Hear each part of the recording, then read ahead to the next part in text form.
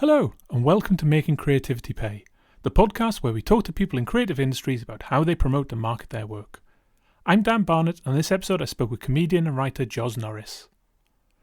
Joz is at the Edinburgh Fringe this year with his show, You Wait.Time Passes. We discussed developing the show and how he sees his role as a director for a number of other performers. We discussed creating work and getting it commissioned, and how he used crowdfunding to create a pilot called The Happiness Chain. We also talk about Eggbox, an occasional evening at Pleasance Theatre in London, which mixes live script reading and short films, as well as his weekly newsletter, which covers a wide range of subjects around creativity and comedy. I started by asking Joz to introduce himself, which wasn't as straightforward as it sounds. So hello, my name is Joz Norris. I'm a writer, actor, comedian, comedy person, I guess. Comedy director sometimes. Film producer occasionally. As it may sound, I do lots of things, some of them better than others, but I find it hard saying this is what I am.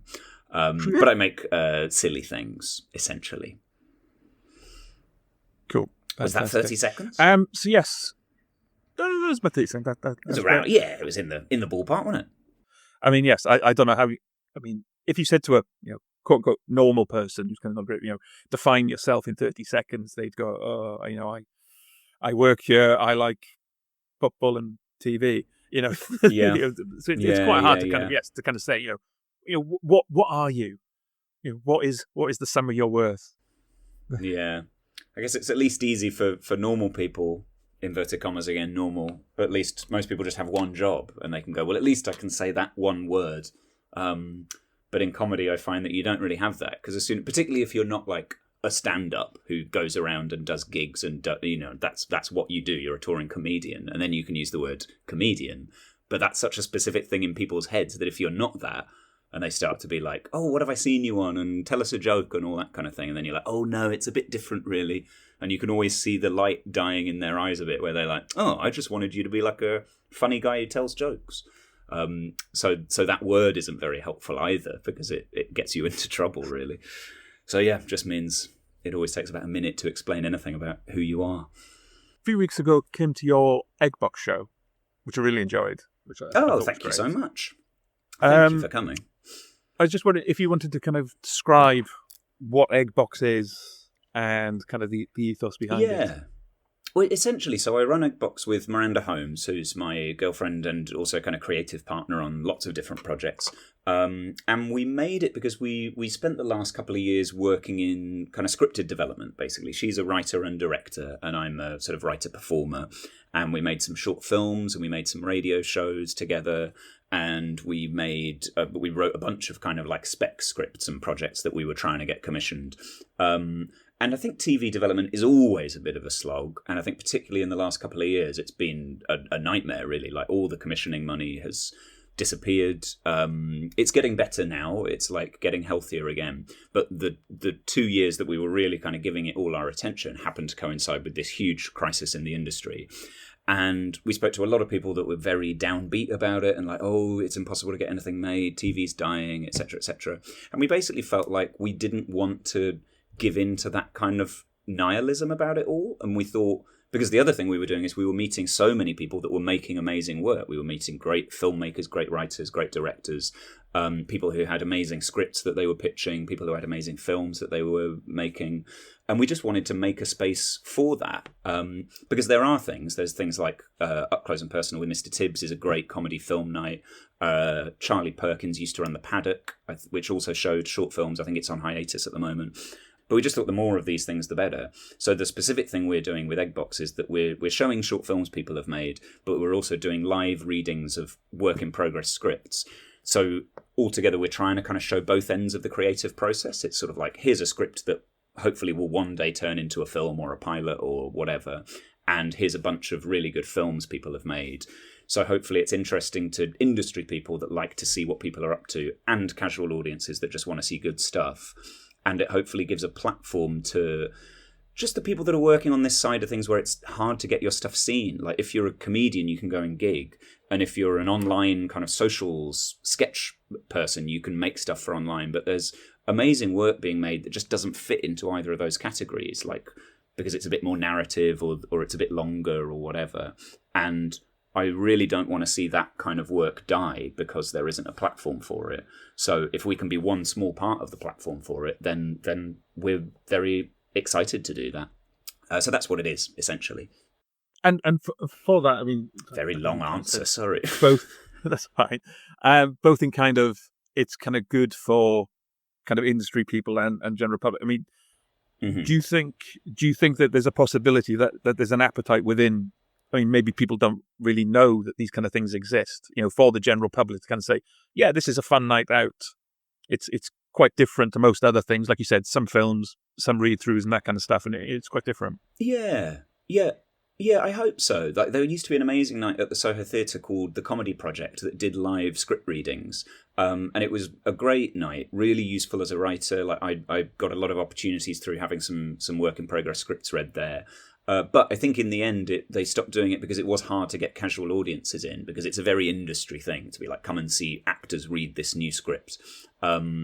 But it does feel like, because there's the variety in this of like, you get to see some really great stuff. We try to make sure some of it is stuff that isn't available online, like it's stuff that hasn't premiered yet or that's only been shown at festivals, or that hasn't been released, so that it's not just a bunch of stuff you could watch at home anyway.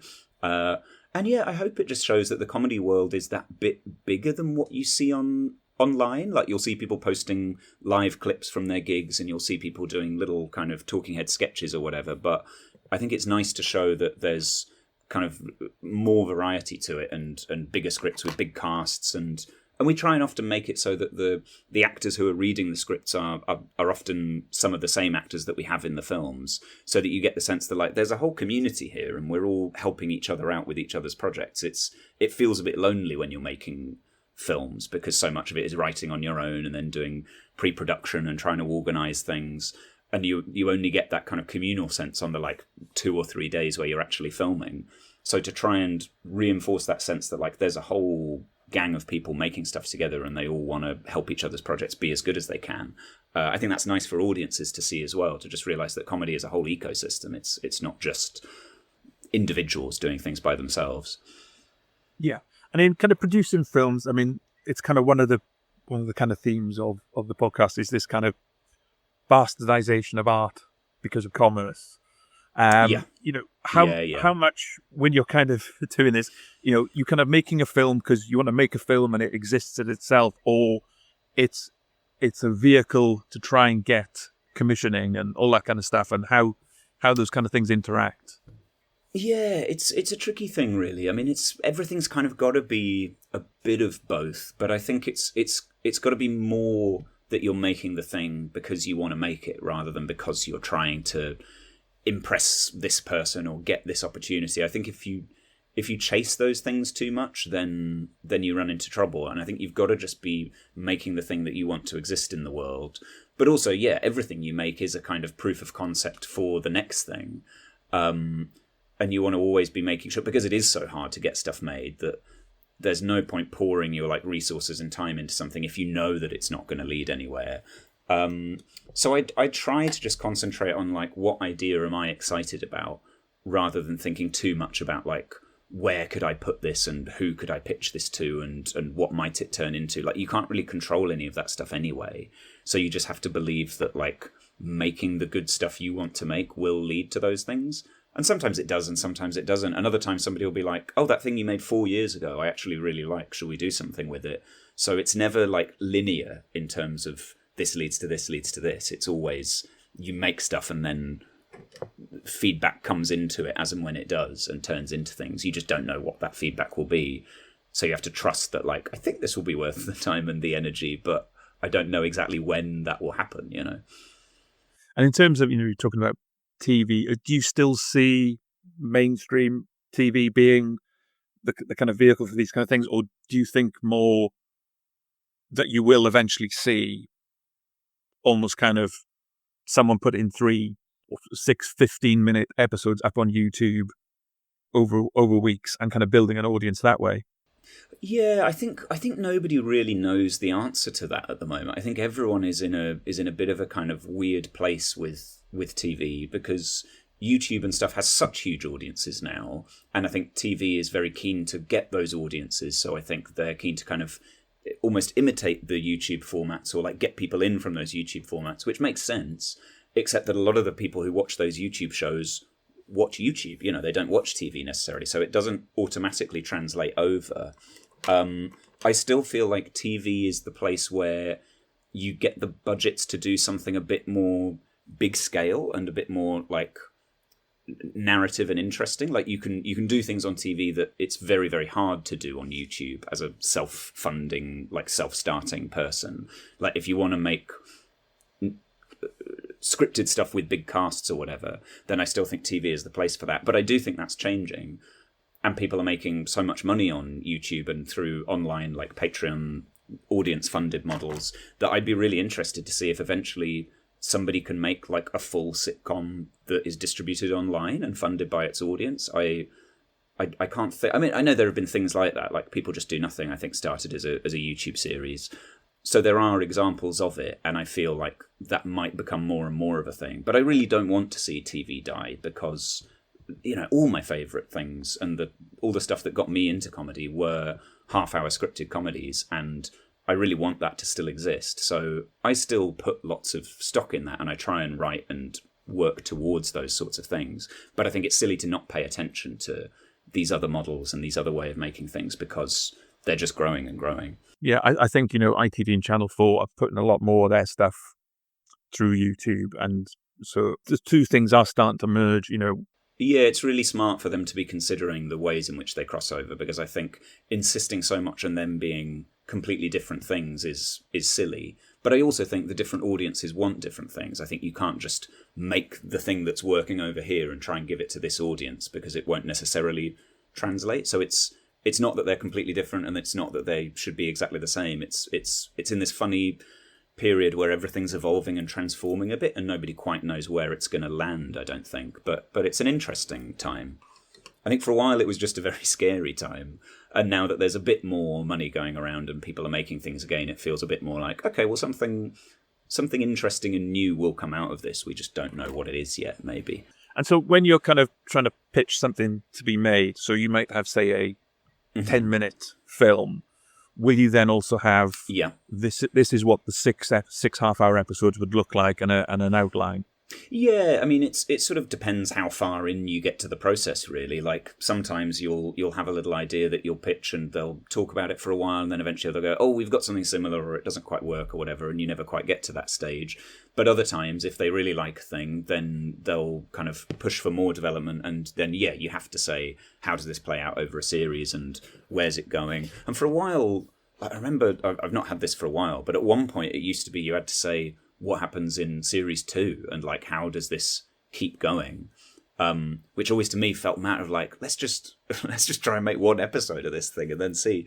But I think before they wanted to kind of fund stuff that was like, we want to know this runs and runs, so tell me, where does this go? And I think these days, because everyone's a bit confused about it all, I don't know if they're doing that as much anymore, because everyone's like, well, we don't even know if we'll be able to make one series of it, so let's do that. So I've not had somebody ask for that for a while.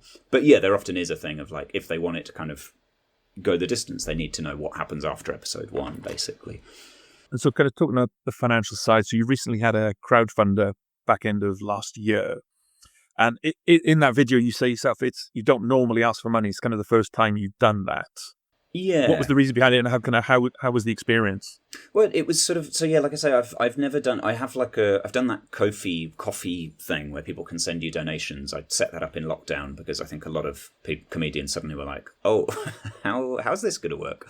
So I have had that, and sometimes people send donations, which is really kind. But I'd never done the thing of like, I'm making this project and I would love you to fund it, you, the audience.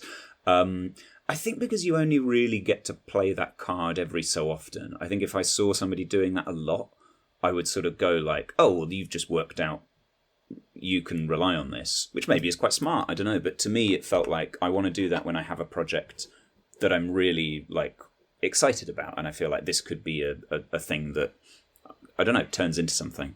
So I'd written a script that got a couple of like award long list nomination things, and a director, Ben Kent from the stand-up sketch show, who makes that for ITV, read it and really loved it and said, let's try and make it. So I think it felt like there was enough excitement around the thing, and it had been read by like some other commissioners and producers and things, and they'd all said, we really love this and we can see where it goes, we just don't have the money for it at the moment. But I felt like I'd had enough support and goodwill around it that I was like, well, maybe this is the thing. But I just knew that to make an actual like full scripted pilot costs a lot of money. And I think we both said to each other, like, if this ends up, like, the worst case scenario is we can put in this much of our own money. And we kind of worked out a budget for that. But we were like, let's just see what we can get. And then ended up being really amazed by how generous people were. I think we like made the target and then exceeded it by a big chunk. So we could not only cover the costs of the production, but actually do things we weren't sure whether we'd be able to do and pay people a little bit, which was great, because there's so much of this stuff is everyone does favors and kind of chips in. So to be able to actually pay people was great. So yeah, that was a real learning curve for realizing that you can make work that way. And that's why, like I say, I am starting to think, like, can you make scripted comedy and put it out online in a way that's funded by its audience? Could that work? And I'm not sure, because it was such a big ask to make this one 20-minute episode. I don't know how much it would take to get the funding for that as a regular thing. But it's just shifted my thinking a little bit towards, like, you can ask your audience to pay for something. If you know you're going to make a really quality product for them, then they will do it. But I don't know how often you can do it. And so has that been made yet, or was that still due to be shot? It's been shot, and we're editing it at the moment. So I've seen the edit of half of it, and it looks great. The other half we're going to look at next week. I think we're meeting up to go over it, and I think it'll take a while. There'll be like, it's the thing where you get the first edit where it's in shape and it looks great, but also you can tighten up this bit, or is there a different take of this moment? So we've got to get through all the kind of like nitty-gritty of that stuff, but it's already looking really brilliant, and I'm excited to, like, we've got a package of rewards and things for everyone who funded it, of tickets to a screening and copies of the script and little blooper reels and things. So I need to spend a ridiculous month or so sorting all those out. One of the reward tiers was that you'd get a personalized video from me saying thank you and telling you a juicy secret, which I kind of put in there as like a silly one. And a lot of people went for that one. So I think I need to spend a full day recording like 80 videos of me somehow coming up with 80 juicy secrets. I don't know if it'll all be the same one, but I will resolve this at some point in the coming weeks. So yeah, we're finishing it at the moment, and hopefully it'll be ready in the sort of spring, summer. Is that then to kind of take to festivals or take to production companies? Or was it a bit of everything? I think it's one of those, yeah, we kind of got to the end, and it's that real thing of like, you put so much effort into a thing that then you start to say to yourself, right, what's this for again? And I think, again, you can't put too many like specifics on what you need the outcome to be, because you just can't control the outcome. So you have to let it be that the goal is to make a good thing. But what we're going to do is we're going to show it at Eggbox, and a bunch of commissioners and people have said they really like the sound of it and they're excited to see it. We'll take it to production companies. We'll show it to the channels. Dream result would be a commissioner sees it and goes, this is amazing, and it's exactly what we're looking for right now. Here's some money to turn it into a series or whatever. But I'm well aware that's not really how TV... You can't just make a thing and then show it to them. Well, there's that joke in Garth Marenghi, where eventually it turns out that they made the entire series of Garth Marenghi, and you've been kind of thinking through the whole series that Channel 4 commissioned it. And then at the end, it turns out they just made it and sent it to Channel 4, and Channel 4 went, we didn't ask you to make this. So I'm well aware you can't just show something to a channel and have them immediately buy it off you. But I really hope that somebody sees something in it, whether it's a production company or whoever else, and that leads to a conversation about where it could go. Like, maybe it does turn into a YouTube series if we can find the funding for it, or maybe a production company does know the channel that is looking for something like that. I'm just hoping it turns into like a pathway towards something exciting, because I really love the idea and I love the cast and I love the way it all came together and the feel of it and the job Ben did on it directing. So I'm trying not to tell myself it has to be this outcome, but rather just like be as proud of the thing as I can, and then be open to whatever the outcome is, if that makes sense. I think it's like you said, that these things all make a body of work.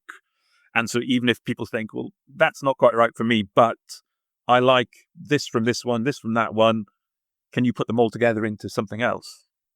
Yeah, exactly. And it might be the kind of thing where they're like, we actually have something that is the exact same premise, so we can't do that. But we loved the cast and your writing and his directing and the feel of this whole thing. So could you guys, as a team, make a different project? Like, you never know what it might be. So I'm just excited to show it to people and see what the world makes of it, really. We last spoke just over 2 years ago now. I was looking back, I think. God, was it that long ago? Yeah, it was after Fringe 22, yes, right? and I think Dream Factory had recently come out. Yeah. I mean, how did you find that? So, I mean, we're talking about film there, and so obviously that was radio. Yeah.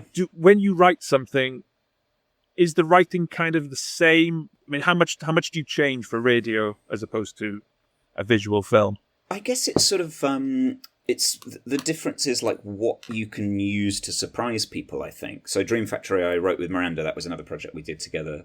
And I think the thing we were playing with during the writing, and I'd kind of learned this from my first radio show that I did with the same producer, which was going to be a stand-up special, and ended up being a sort of a sketch hybrid thing. And we were kind of wondering while we were pitching it, we were like, a lot of what I do live is so visual that like how do you make that work on radio? And eventually it's just like the tools you have are exactly the same in terms of how you surprise and how you confound an audience. You just have to like work out how to use sound to paint those pictures instead of anything else. And sometimes that backs you into a corner and you end up with clunky things of like, oh, this character is just explaining what they're doing. That's no good. And then you need to go back and figure out other sounds that you can bring in that explain where that character is, or how to like lead the audience to thinking it's this and then having the sound reveal something else. So it's just like a bit of a switch in your brain that instead of playing with images, you're playing with sounds. And also a lot of what I love writing is just characters bouncing off it. Like I really like writing funny conversations for characters to have where they kind of bounce off each other and clash and things. So that you can do through visuals, through audio, whatever, that doesn't change. But in terms of how to do things that are that bit more silly and unusual, I thought that would be much harder to do on radio, and eventually you realise how to just like paint in a different medium, if you know what I mean. So yes, I guess the other main thing is obviously Edinburgh kind of looms large over people. So it's interesting to kind of talk first about your show and then about directing. Yes, I don't know if you wanted to kind of talk about your show, where it is. A lot of people now, I think it's kind of a common kind of theme, kind of do a 2-year cycle. Yeah.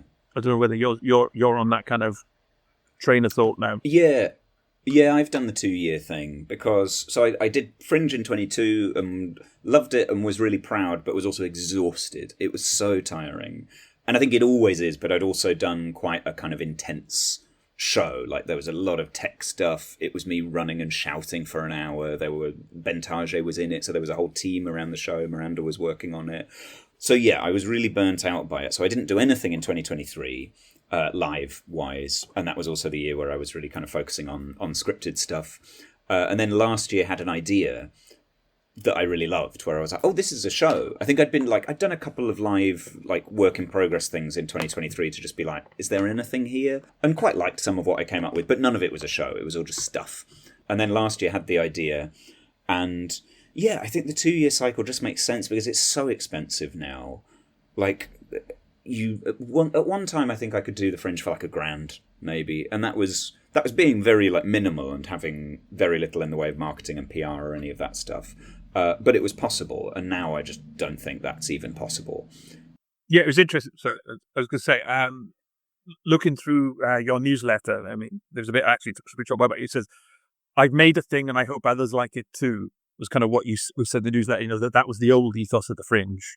Now it's much more, yeah, for want of a better word, professional. Yeah.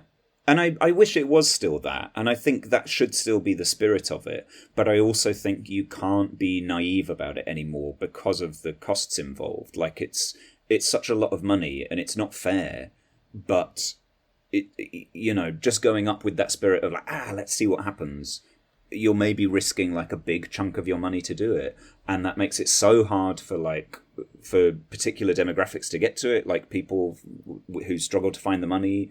Yeah, it's a bit of a nightmare. And I think that's why the 2-year thing kind of makes sense. And that doesn't mean you have to go up with like the most slick, polished commercial thing in the world. Like I think the Fringe can and should still be a place for like experimental work and unusual work and work that maybe can't exist in other places. But I think the 2-year thing gives you the time to craft something that you can be really, really proud of instead of like rushing yourself to make something really good this year. And I think it also gives you the time to like save and to be careful and balanced with your finances and stuff. So yeah, the kind of, or not even the 2-year model, it's just as many years as it takes, basically. I think, I don't think that spirit of I've made a thing and I want people to enjoy the thing should be gone. I think that very much should still be what the Fringe is about. But I also think now people should do it when they have that sense and they know that they believe that, when they're like, yep, I've made something I really love and the Fringe is the place for it. Let's go and do it. And I think forcing yourself to be like, gotta come up with something for the Fringe, like that can't happen anymore because it's too much money. And I think seeing people throw their money at this thing because they think it means something and they think they have to do it and like pull something out of their brain. It's just not fair on people to make them shoulder that the burden of that. Yeah. So directing a number of shows, has there ever been a time where you think, yes, I can see what this is, but give it another year, don't take it this year? I mean, obviously that's hard to say to someone, but yeah, I think it's like, I mean, often people are quite savvy about that themselves. Like, I think that comes from the artist. So I started working with Eddie Hurst on a show in, I think, like end of 2023. And it's doing its first full run at the Fringe this year. He did a 2-week run last year, so we have sort of like completed it. Like the show exists, and we kind of launched it at the Lowry in October. But he knew what the timescale would be. There was another show I was working on this year where the person I was working with was like, do you know what? I don't have the money this year. I don't want to force myself to come up with something not good enough. So that might be a thing I return to next year. Yeah, it tends to like come from the artist themselves. Or if I ever am at the point where I'm like, I wonder if this is going to be ready in time. The thing that I sort of need to see is for the comedian to latch onto it of like, it's this is what I want to do and I really care. Like, as long as that certainty's there, that they know what they want it to be, then I think it's fine. I would only caution people away from it if I could sense that it's like, this show isn't really there. And that's not the case for any of the ones that I'm working with at the moment. So I would caution people away from it, I think, because I don't want to see them wasting their money. But I think people are generally pretty good at sensing that in themselves. I mean, I'll point people to your newsletter, actually, I think it came out yesterday or the day before, where you actually talk about all this. Yeah, about how directing works, yeah. What is a director? And yes, you're kind of saying, it's kind of different things for different shows. Yeah, because my radio producer was asking, like, is it like a theatre director where you're sort of in charge and you go, right, stand there and now say it like this? And some directors may work like that, I don't know. I've only worked with the comedians I work with and then the people I've worked with as a kind of directing consultant person on my shows. But in my experience, it's not that. Like, the director is there to help you do your thing. Like, they reflect stuff back at you, I think. So that's how I see it. And that plays out in the various ways it plays out on each show, because every show is different, really. Obviously, you've got other experience, not as well as the show as well. I mean, what kind of things are the kind of key tips you give to those groups, those shows about, everything else that is involved in the Fringe? I mean, kind of what? Oh, about the kind of like the wider, outside of making the show, about how you deal with what the Fringe is. I try to just remind everybody that, like, and this is similar actually to what we were talking about with the crowdfunded pilot thing. You can't control the outcome of anything, and the Edinburgh Fringe really encourages you to put stock in things you can't control, like what are the reviewers going to make of it, and will it get nominated for an award, and blah blah blah, all this stuff that, like, that's not up to you. Like, all you can do is make the best show you can. So what you can control is like what the audience feels like when they watch the show, and you can design the show towards creating that feeling. And you can then just hope that as many audience members as possible connect with it and get that feeling. That's all you can do, really. So I try to just remind themselves that, like, I think it's important to be strategic going into the Fringe and to have goals and to be very clear with yourself about what those goals are. but I think you need to phrase them in ways that can always come back to something you're in charge of. So your goal can never be, I want to win an award or I want to get a 5-star review, because somebody else decides that. But you can, move all those same things internally to be like, I want to make the kind of show where I have explored this thing, or I use this technique, or the audience has this sort of experience from it. And then you just do that as well as you can, really. And it's impossible to actually screen it out. Like, I'm sure that when I'm back there, I will lose my mind to all this stuff and all these external pressures again, because you can't help but have that happen when you're there. But you have to tell yourself as much as possible, like, this is nonsense. All of this is noise. And what I can do is make my show like a safe place every day where I have a great time with the audience. Like, that's it, really. So obviously Edinburgh is the kind of the big beast, but then there's Glasgow Festival, Machynlleth, there's lots of other things, Brighton. I mean, I was kind of amazed kind of looking through the number of places now. I could go to Exeter, Cambridge. Yeah. Leicester, Everywhere's got one. There's so many now. I mean, I guess there's two kind of things about kind of why you're doing the Fringe. If it's for something beyond that, or if it's just you've got this thing and you want people to see it. You could probably have quite a nice year kind of doing it once a month or so. Ooh. Yeah. Once a month or so around the country.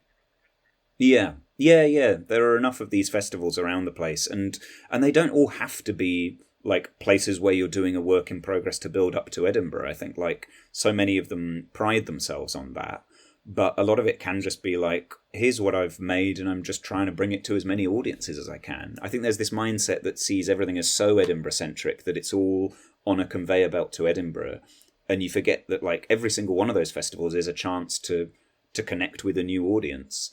So yeah, I always think you want to think about each of them as like, how do I give these people the best show I can?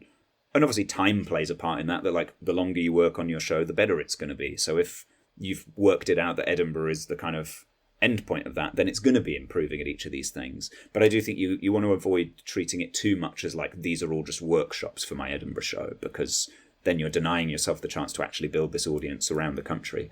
And in terms of kind of when you do a show and, at the end, I mean, do you do anything in terms of saying to the audience, you can find me here, here, here, and here, I do these other things? Or does that kind of take you out of the moment almost? I should be so much better at that. I see people who are really good at it, and at the end they go, follow me on socials here, I've got my newsletter here. And the thing is, it actually doesn't feel tacky or crass. I think I always avoid doing it because I'm like, oh, would it be tacky or annoying? And then when I see people do it, I'm like, no, this is just someone who's good at their job. Like, the job is that you build your audience and you build your profile, because that's what creates the other opportunities. So it makes total sense if you've done a gig that's gone really well to go, if you want to see more of this, here's where you can see it. So I need to get much better at it and more kind of savvy, because I think, if it's done in a way that's like, that's finished now, the bit that I did is finished and you really liked it, so here's the admin. I think it's all right. I think obviously you should only do it when it's gone well. I think when you do a gig and people are like, that was fine, and then you go, you've got to sign up to my newsletter, guys, then everyone's just going to be like, no way, this is rubbish. But yeah, I think that's part of the job now, is like building your brand. And that's another thing that's unfair about it all, is it's like comedians are now expected to be brand ambassadors for themselves and marketing managers and producers and content distributors and their own PR. Like, it's so many jobs rolled into one.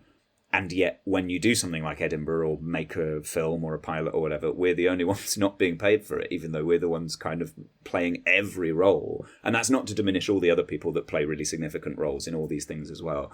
But it is often like it's the performer that pays for most of it. And yet they're also expected to be good at all these other jobs. It's crazy. I'm very bad at it, basically. I'm trying to look for something to blame for me not being a very good self-marketer.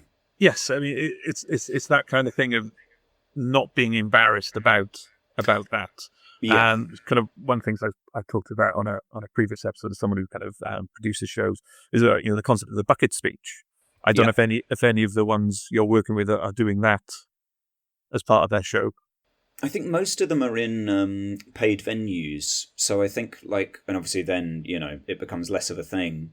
But I still think even when you're in a paid venue, I think it used to be that you wouldn't do anything approaching a bucket speech in a paid venue. It's like people have bought their ticket, they enjoy the show, they leave. That's it. But I think actually now you sort of have to do bucket speeches for that, to do the whole thing of like, if you've liked it, please post about it on social media because word of mouth all helps. And please leave a review on the Edinburgh Fringe website and you can buy my merch at the back and I've got badges and all this kind of thing. Like, because the finances of it have become more and more skewed, it means now even the people that are charging £12 a ticket need at the end of their show to explain the ways in which you can do more to support them.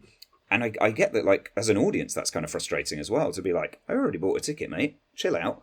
But yeah, I think everybody needs to incorporate marketing and PR into their shows regardless of where they are and what they're doing, which is mad. So I haven't discussed that with the shows I'm working on yet, because we're kind of at this point working on like, what's the show and how does the show function as a unit. But yeah, at some point I should talk to them about how that side as well works, which is sort of more of a production thing. But I think a director can be helpful in terms of how you do that in a way that doesn't spoil what you've made, you know, that sort of grows out of it naturally. So I'll work with them on that. Good idea, actually. I'll work with them on that. Yeah, I mean, I've seen, various, excellent shows, and then the bucket speak, completely different in terms of kind of how it's done. And, it's a skill in itself. Like I said, it's completely separate to, whether the show's good or not, but doing it and kind of, having it in mind that last 3 to 5 minutes at the end, I think, can make a difference. Yeah. Well, I think I was talking to somebody the other day who said that, like, he loves supporting comedy and comedians, and he's always the kind of person to buy the badge or the tea towel or the tote bag or whatever. He was like, I really love doing that. But he said the thing that people often forget is that you have to, like, give something good to your audience. I think sometimes you get tricked into that thing of, like, because I'm a comedian and I paid for all this and I'm losing money by being here, so I need to recoup my costs as much as possible. So you, the audience, should buy my merch because you enjoyed it and you should post about it on social media. And you have to remember that, like, you've got to give them a quality product, which is partly the show, but also, like, if you make it a t-shirt, it can't just be like your branding on it. It's got to be like a beautiful t-shirt that somebody's going to really like walking around in with a great image on it or a really funny quote or whatever. So yeah, I think he said that, like, comedians should always think about that more, that, like, you can't take your audience's money for granted or their goodwill for granted. You've got to always be like, I'm giving you something I think you're going to really love. So that's an important thing to think about as well. And even in the bucket speech, it's like, yeah, you've got to make that entertaining and funny and charming. So you're not just saying, and of course you're all going to support me, right? Because you can't assume that. Quick bit about the newsletter for Finish, if that's okay. Oh, yeah. Yeah, enjoy reading it. How do you find the discipline of having to do it? Yeah, or is it sometimes having to do it every week? It's so some weeks I'm just too busy and I try to not stress about that. I'm like, there's no time this week. I do it in 2 stages where, like, I spend an hour writing it on Monday, and then on Thursday I spend another hour, like, revising it and tweaking it and stuff.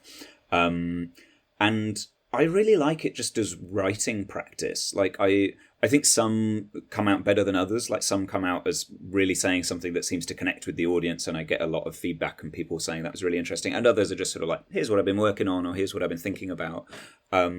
And I hope that the regularity of it is sort of, like, interesting for readers, just for an insight of, like, oh, cool, that's what he did this week. But for me, I really do find it a useful thing of just trying to, like, channel my thoughts into something. And sometimes I try to make them a bit silly, and sometimes I try to make them a bit more like, here's a deep dive on this idea of how this bit of what I do works. So yeah, it's become really, really helpful for me. And I hope it's still useful for the audience. I don't charge for it at the moment. I was speaking to people who are like, oh, if you have that many on your Substack, you should charge because there's a conversion rate of this to this, etc., etc. So again, it's the business side of it, like, I'm not great at, because at the moment I find it really useful. And I'm just pleased that some readers seem to find it useful as well. So yeah, I've not yet really figured out how to think about that as a business thing. Other than, I think, from a strategic point of view, I think newsletters make a huge amount of sense because you actually have control over that. Like we kind of saw with Twitter, that you can spend years building a huge following and then the platform can go to complete shit because a lunatic has bought it. And then like Facebook, I think people built audiences on Facebook and nobody's really on Facebook anymore. So I feel like with a newsletter, even if Substack dies and kind of withers as a platform, you have people's emails and they've opted in and they can opt out whenever they want, whenever they're like, I'm bored of this now, I'm leaving. They can choose to go. So I think that that's a really useful model for any kind of creative at the moment to have control of your audience and to have a little place where you can talk to them all directly and no one can take that from you. I think that's really important. So yeah, at some point I should think about like, is there a business angle to this as well? Like, should I do a free version and a paid version where if you want bonus stuff, you can sign up for blah, blah, blah. And I haven't really nailed that yet because at the moment I just find it so useful as a deadline every week to be like, right, what am I thinking about? What am I writing about? It's a difficult balance because obviously if it's, well, this is exactly what you were getting before, but now it's paid, that's kind of hard. And if it's, well, you're getting all these extra things, well, then you're on the hook then to create that stuff. Yeah, then it creates so much extra work. You know, yeah. no one can complain to you and say, "Oh, where's my newsletter this week? You know, where's my free newsletter?" You know. Yeah, exactly. Yeah. I think I would always want the thing to be free because I've really enjoyed doing it, and I just like that being part of my sort of weekly routine of writing that thing. So if I ever did charge, it would have to be like you get some sort of bonus, but then quite how I would do that in a way that doesn't take up hours and hours of my time, I don't know. I have no idea. People do always say, though, that you'd be surprised how many people, if you gave them the option, would just be like, yeah, I'll pay for that. I like it. Like, you kind of forget that a lot of people out there who support kind of creative stuff are happy to pay for it. And sometimes just giving them that option, people are like, yeah, I'll do that. But and that was also the learning curve from the crowdfunder, was like, if you let people support a thing, sometimes they're really happy to support a thing, but I'm not yet ready to test that, I don't think, because to me I like doing it for free and it's important to me that it's free, so I haven't yet worked out how I would navigate that. Yeah. Do you have an Instagram channel? Because I mean that's something that's kind of popped up in the last few months. I'm trying to think. Oh, what you mean different to like an Instagram account? Yeah, so you've got Instagram channel. So an Instagram channel is effectively where you're kind of sending a DM or the equivalent. It goes into your messages, so it can be right. You know, hey, just. Oh, I have seen this. Yeah, I saw it on a thing, and then I clicked on it, and there were all these things I had no idea. It was like I'm in Ali Woods' Instagram channel, I think, and a bunch of other comedians. It was like this person and this person has an Instagram channel. And I was like, what are these? Yeah, channels. Hang on. Whoa, yeah, Mark Simmons, Tez Ilias. So it's kind of in between a DM and an email, kind of. You know, the beauty then is that, you know, obviously if you put a story out or a reel out, X% of people see it. But if you put something on your channel, everyone who subscribes to that channel will get a notification. Whoa! Well, I got to get one of them. Except again, it's like all these things where you're like, what if you do it and then two people join? You're like, oh, that was embarrassing. But yeah, I guess Then do you kill it, or do you just or do you hope that grows? I guess I better get one of them then. Yeah, it never ends, does it? Yeah, there's always something new. Well, at least Twitter died. That was nice. And then I got kicked off Facebook because I got hacked, and then they wouldn't let me back in my account. So gradually, all my old social media channels are dying. So maybe it's fine that a new one has cropped up that I have to think about all the time. Thanks to Joz for coming on the podcast. You can find out more details in the show notes, including where to find him at the Fringe and elsewhere, including his excellent newsletter. If you enjoyed this, check out our other episodes of a variety of comedians, musicians, authors and others in creative industries. Thanks for listening.